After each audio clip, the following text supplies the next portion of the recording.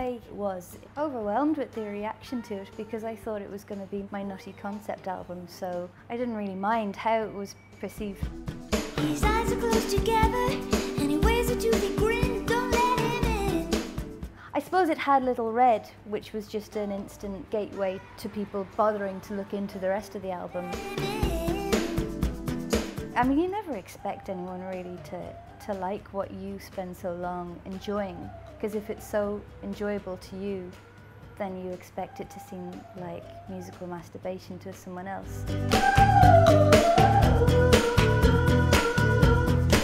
Well, I didn't go into the studio, I just have a studio at home. So that studio moved with me to France for a month when I should have been working on Tales of Silver Sleeve, and it felt like I was bunking off school or something, so it never felt like work.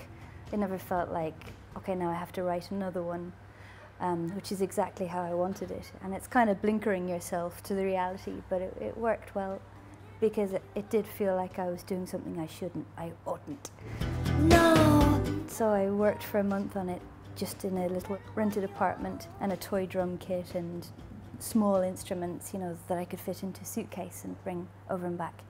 And then I came home and I did the same in Donegal and I finished it there. And then the rest of it was replacing, not badly recorded, but recordings that sonically could be better if you want to get them played on the radio. His mischief and his makeup, you're better off to do that alone. Well, my theme was very specific from word go, and it was from when I went to France and I had an idea, and then the atmosphere of the house was very, very strong, and it ran in parallel with what I was thinking at the same time, which was about a person who had lost a partner or someone they loved very dearly, and the presence of that partner was very much their own identity. And so you remove that person who's important to them, and I guess it removes their own identity, and it's not then sort of half of what it was. It's like something else is in its place, and I decided to make that kind of an entity, but not a ghost, just an absence of a presence, a thing that's as strong. You're all the time believing the very best in all, but the devil was an angel till he took a little fall. Oh, you keep your guard up the lurkers in the dark. The day you let it down, you chase through the purple. It made sense to me when I was writing it, and it was something to latch onto, and so that person goes through a journey. It's very fantastical with Army of Tears. It's creating monsters out of it and destroying the land and people in it, and then at the end rowing off to kind of find it and make peace with it. You're all the time believing it won't happen to you, but I guarantee you an evening or before the night is through.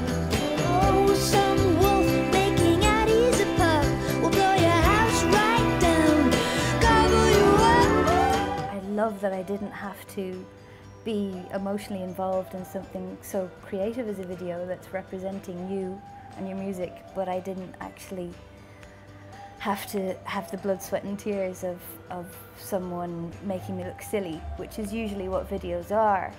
That's just Lorcan and Finnegan's Baby, and I guess it was a nice coupling because that's what that song was for me, and that was the first poppy song that I'd done free from the lovely chains of a record label. So yeah, it worked really well together, him and me.